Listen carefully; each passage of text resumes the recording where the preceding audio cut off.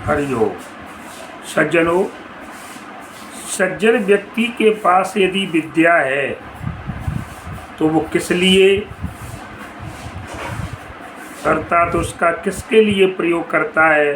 और वही विद्या यदि दुष्ट को प्राप्त हो जाए तो दुष्ट उसका प्रयोग किस प्रकार से करता है। तो आज का मुख्य प्रसंग है कि दुष्ट और सज्जन के पास रहने पर इसका अर्थ क्यों बदल जाता है। तो हमें आज इस पर चर्चा करती है। सज्जनों, कितनी सुंदर बात लिखी है कि विद्या विवादाय धनम मदाय शक्ति परेशान परपीडनाय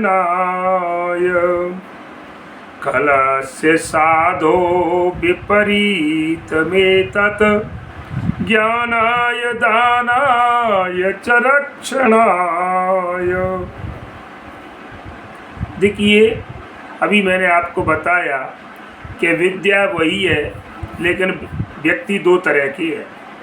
एक दुष्ट प्रकृति का है, एक सज्जन प्रकृति का है। ध्यान दीजिएगा, विद्या वही है, लेकिन दोनों के पास जाकर उस विद्या का दोनों सज्जन और दुष्ट किस प्रकार से उसका प्रयोग करते हैं। सज्जन, देखिए, विद्या विवादाय, दुष्ट यदि विद्वान बन जाए, उसके पास विद्या का भंडार हो जाए, तो क्या काय के लिए वो विवाद के लिए तैयार करता, लोगों से उल्टे सीधे प्रश्न करता है। तो दुष्ट के पास यदि विद्या है तो सज्जनों को विवाद फैलाने का काम करता, विवाद के लिए विद्या होती है। और तो पूजा महाराज तो कि धन आ जाए तो कि विद्या विवादाय धनम मदाय, धन का प्रयोग मद, धन आने पर दुष्ट के पास यदि धन आता है सज्जनों, तो उससे जो है उसको अहंकार आ जाता है, मद आ जाता है। जैसे कहते हैं कि अध जल गगरी छलकत। तो दुष्ट की विद्या वाद विवाद करने के लिए होती है और उसका धन जो है घमंड करने के लिए होता है। और लिख रहे हैं शक्ति परेशान परपीडनाय, और यदि उसके पास पावर है, शक्ति है, तो सज्जनों काय के लिए है, परेशान अर्थात दूसरों के लिए, परपीडनाय दूसरों को पीड़ा माने कष्ट देने के लिए। यदि उसके पास खुद का बल है, बाहुबल है, धन बल है और भी ताकत है, तो वो शक्ति दूसरों को पीड़ा पहुंचाने के लिए हुआ करती है। सज्जनों, तो मैंने आपको दुष्ट की प्रकृति बताई कि दुष्ट के पास विद्या है तो किस लिए होती है, विवाद के लिए। धन है तो अहंकार के लिए, और अगर शक्ति है तो दूसरों को कष्ट पहुंचाने के लिए। ये तो हो गई साहब। अब आती है बात सज्जन की। तो लिख रहे खलस्य साधो विपरीतम एततः। अब यही विद्या, खल कहते हैं दुष्ट, अगर दुष्ट के विपरीत अगर सज्जन के पास ये वस्तुएं जाकर के उल्टी हो जाती हैं, विपरीत हो जाती हैं, यही वस्तुएं जो सज्जन को प्राप्त हुई, तीन बातें बताई कि विद्या, शक्ति और धन। तो बताया मैंने, विद्या विवाद, दुष्ट के पास विवाद के लिए है, धन अहंकार के लिए, और शक्ति दूसरों को कष्ट देने के लिए।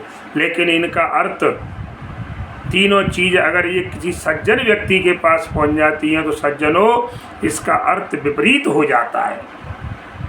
जैसे विद्या विवाद के लिए बताई दुष्ट के यहाँ, लेकिन अगर यही बात विद्या अगर सज्जन के पास पहुँचती है तो लिख रहे हैं ज्ञान आय। तो सज्जन के पास पहुँचने पर वो विद्या ज्ञान के लिए होती है, अर्थात वो दूसरों को ज्ञान बांटता है। ये आप बिल्कुल ध्यान रख लो। सज्जन व्यक्ति के पास अगर विद्या है तो उसका वो जो है उसको जो बांटेगा, उसका प्रसार करेगा, प्रचार करेगा, उसको देगा दूसरों के लिए। ये सद्गुण, यही सच्चे लोगों की पहचान है। देखिए वहाँ विवाद के लिए, वाद विवाद करने के लिए, ऐसा कैसे हुआ ये बताओ, उल्टा सीधा प्रश्न। तो विद्या ज्ञान आय, अब धन आता है। धन दुष्ट के पास तो अहंकार करता है धन आने पर, लेकिन यहाँ पर लिख रहे हैं धन दान आय। अगर सज्जन के पास, भले लोगों के पास यदि सज्जन सत्पुरुषों के पास धन आता है तो वो दान में खर्च करते हैं, उसको दान करते हैं, उसका किसी भी प्रकार से, इन के इन प्रकार है। दान कोई ये नहीं है हम कि ब्राह्मण भोजन करवाएं, कन्या भोजन करवाएं, किसी गरीब की बेटी का विवाह करवाएं, कोई धर्मशाला बनवाएं, तो ये दान के कई स्वरूप हैं। तो सज्जनों, और एक लास्ट शक्ति, तो दुष्ट की शक्ति तो बताई मैंने दूसरों को कष्ट देने के लिए, लेकिन सज्जन के पास अगर पावर है तो रक्षण आए, दूसरों की रक्षा करने के लिए। इसलिए सज्जन बताया मैंने महाराज, सज्जन की विद्या तो ज्ञान के लिए, सज्जन के पास धन है तो वो दान के लिए, और शक्ति है तो दूसरों की रक्षा के लिए। ये कितनी सुंदर बात कही है।